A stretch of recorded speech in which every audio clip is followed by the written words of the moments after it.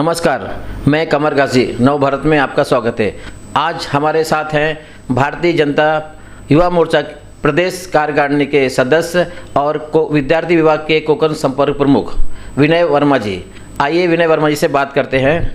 उन्होंने विद्यार्थियों के लिए कोकण में क्या क्या किया है और क्या क्या करने की कोशिश करेंगे।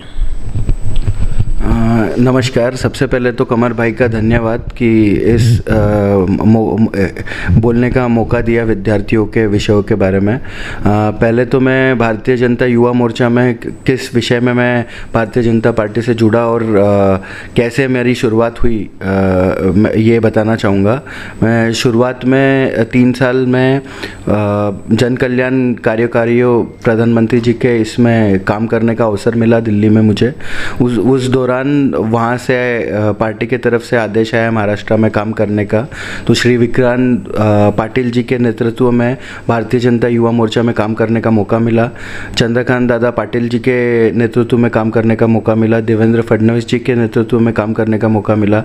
और अब अभी एट प्रेजेंट हम राहुल जी के नेतृत्व में युवा मोर्चा में काम कर रहे हैं। और हाल ही में चंद्रशेखर बावनकुले जी ने कमान संभाली है पार्टी की, और उनके नेतृत्व में हमने घर घर जाके धन्यवाद मोदी जी का एक काफ़ी बड़ा प्रोग्राम लिया है अभी विद्यार्थियों के इसमें।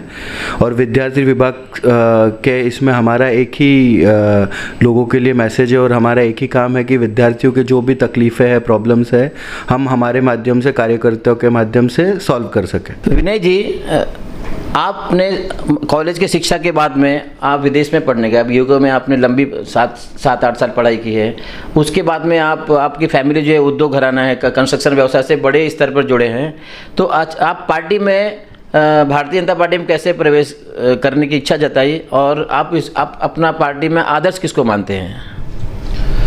जैसे कि मैंने अभी आपको बताया कि मेरी शुरुआत जो है जन कल्याण जो एक विभाग था बीजेपी का, जिसमें तरह तरह की योजनाएं दिल्ली में मैंने काम किया, लोगों तक पहुंचाने में उस संगठन से मैं जुड़ा हुआ था।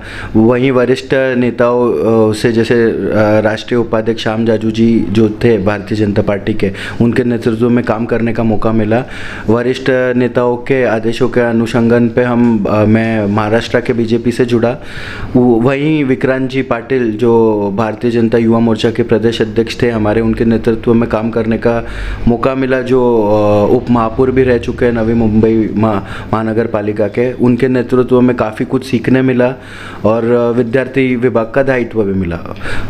विनय जी, आप युवाओं के लिए क्या संदेश देना चाहिए? क्योंकि युवा वर्ग जो है, जो कॉलेज के विद्यार्थी, वो बहुत बोलते राजनीति से परहेज करते हैं।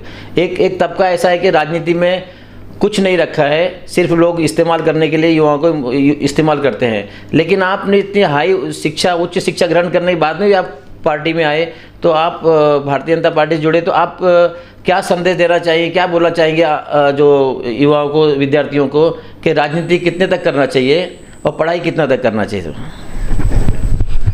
मेरा एक ही संदेश है इसमें युवाओं के लिए, विद्यार्थियों को।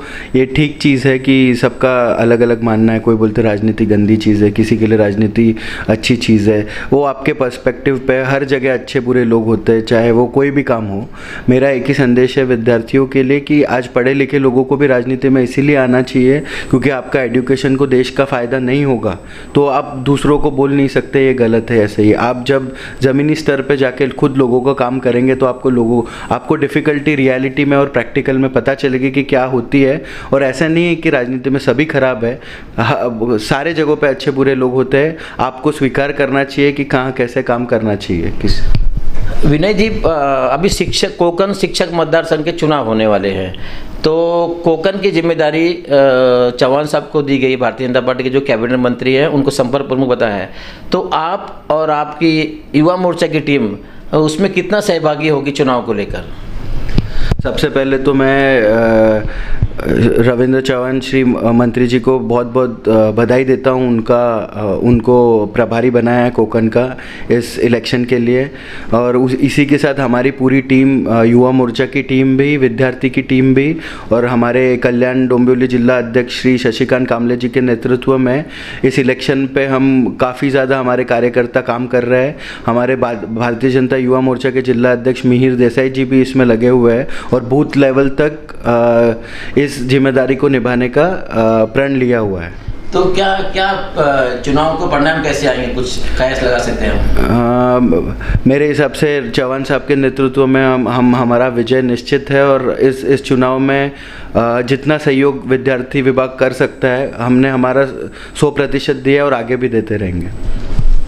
विनय वर्मा जी, आप विदेशों से कुछ फंड लाने की सोच रखते हैं क्या? क्योंकि विदेशों में ऐसा कि अपने ज़िले में, अपने देश में आपका इंटरनेशनल पढ़ाई हुई है, तो आप ऐसा चाहते हैं कि कुछ विदेशी निवेश अलग तरीके से हो जैसा?